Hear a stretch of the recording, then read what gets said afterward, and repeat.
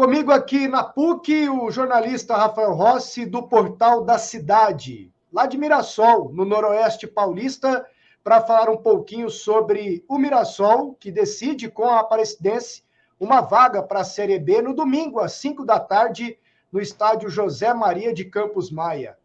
Rafael, bom falar contigo.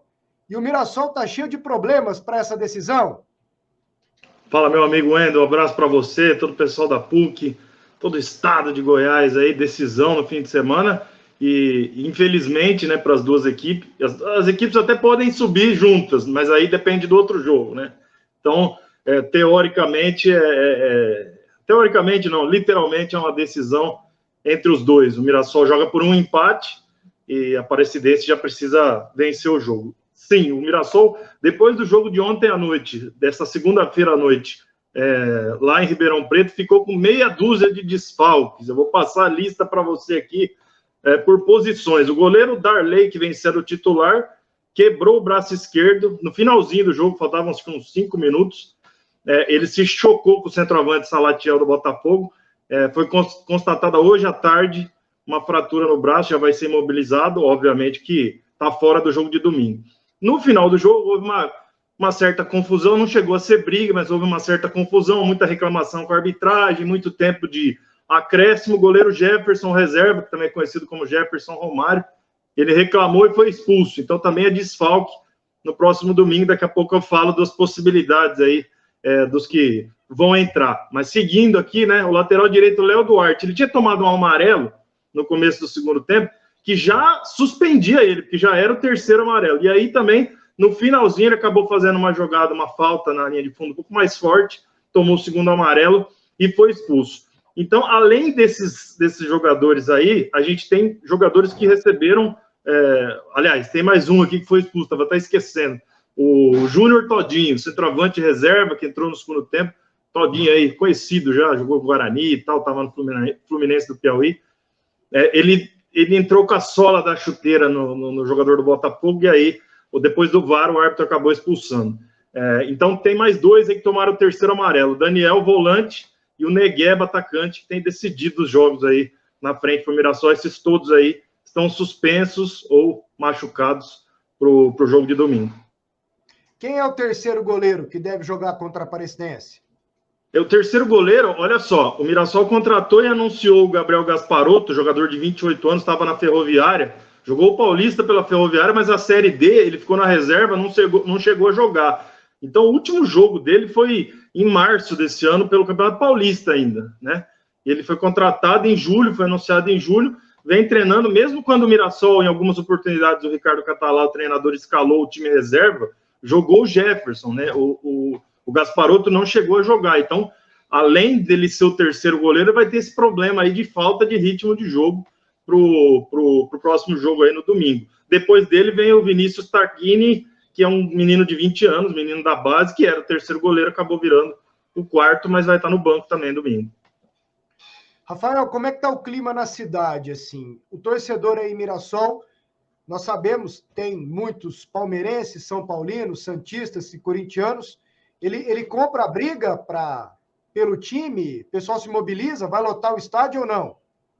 O Mirassol, assim, por ser uma terceira divisão nacional, campeonato que não tem muita visibilidade, e o próprio time tem um orçamento um pouco menor, você já foi aqui do interior do estado de São Paulo, você sabe como é que é. No primeiro semestre, no Campeonato Paulista, a média do Mirassol é uma das maiores entre os times abaixo dos grandes, né? Chegou a liderar aí a média de público.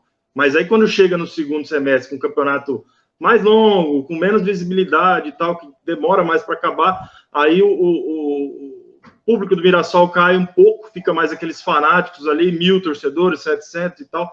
Mas nos últimos jogos, claro, devido à importância ter aumentado, o público também vem aumentando. No último jogo tivemos aí 5.000 pessoas, e já há uma promoção lançada hoje pela diretoria, ingressos a R$10, com meia entrada a R$5, no setor mais barato do estádio, para lotar realmente o estádio no domingo. E eu tenho impressão, ainda, pelo que eu vi, porque eu tenho contato direto, inclusive, com diretores, com o presidente da organizada, da Fúria do Leão, Esses caras engataram 4 ônibus para Ribeirão Preto ontem, eles foram em Goiás, eles foram em Aparecida de Goiânia, né?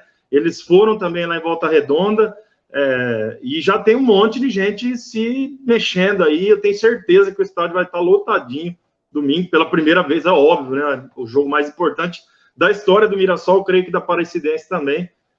Então eu tenho certeza que vai estar lotado o estádio. Chega no momento decisivo assim, fala-se muito em dinheiro, né? Pô, tem premiação boa, não tem e tal? Como é que é aí no Mirassol? A premiação é boa, mas assim, aqui no interior a gente tem um problema, no interior de São Paulo, que é mais difícil de saber esse tipo de informação financeira do que se você... a gente que é da imprensa, se você fizer um ou outro contato, você descobre premiação, salário, esse tipo de coisa de grandes times aí, se você precisar dar informação para alguém. Mas aqui no interior, eu confesso para você que é ainda mais difícil. Não se fala valores de salário, fala-se pouca coisa em relação a investimento, e eu, obviamente, já anunciou que há uma premiação, mas valores também não são divulgados, enfim, é tudo muito no sigilo aqui no interior, e é difícil conseguir as informações, porque a própria diretoria, assessoria que a gente tem contato também não libera informações com muita facilidade. Então, essa informação eu vou ficar te devendo. Rafael, para terminar contigo, dos jogadores que sobraram, quem é o destaque? Ou quais são os destaques do Mirassol? O Mirassol tem um destaque geral, né? Que é o Camilo, jogador que já jogou no Inter, no Botafogo, teve uma convocação para a seleção brasileira e ele vem jogando bem, tá? Fez gols, tem dado assistências. Ontem mesmo bateu um escanteio, no jogo contra o Botafogo na segunda-feira, bateu um escanteio na cabeça do Rodrigo Santos, que foi o zagueiro que fez o gol. Então, assim, o Camilo é um destaque no geral, ele está sempre mantendo um nível bom nos jogos, mas nos últimos jogos o Negueba, que está suspenso, que é o número 11, ele joga ali na faixa da esquerda, sempre puxando para o meio e tal, driblando, tabelando e chutando de fora da área. Ele era o destaque agora, vem sendo o destaque, vem fazendo gols todos os jogos quase do quadrangular, e ele está fora. Se você me permite uma observação aqui, rapidamente, não deve ser muito problema para o Catalá escalar o time da linha, tá?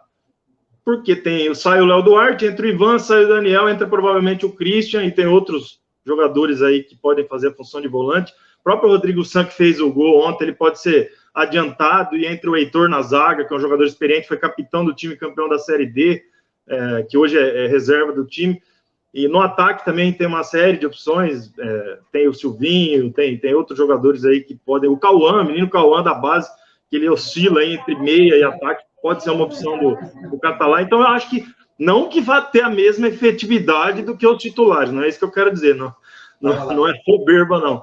Mas eu acho assim, que ele não deve ter tanto problema para escalar, até porque, se você lembrar, o Catalá era o técnico do Mirassol quando eliminou o São Paulo no Morumbi, em 2020, naquela semifinal de Paulista, com 11 jogadores sendo dispensados, 10 da base que subiram, mais 3, 4 que chegaram, enfim, então ele eliminou. Agora o problema é realmente no gol. Um goleiro que não atua desde março, né, e um menino um jovem aí de 20 anos na reserva, Aparecidense, de repente pode se utilizar desse artifício aí, de repente cruzar bastante bola na área, chutar de fora da área, enfim, é uma opção aí, porque realmente o gol aí vai ter problemas. O Mirassol, não questionando a qualidade do Gabriel Gasparotto, mas, volto a dizer, ele não joga há muito tempo, e a assessoria me confirmou hoje que não há informação de nenhum tipo de recurso, nenhuma estratégia em relação à tentativa de eliminar esse cartão vermelho que o Jefferson tomou no banco. Então, o Mirassol me parece que já aceitou isso daí e vai com o que tem mesmo para o fim de semana.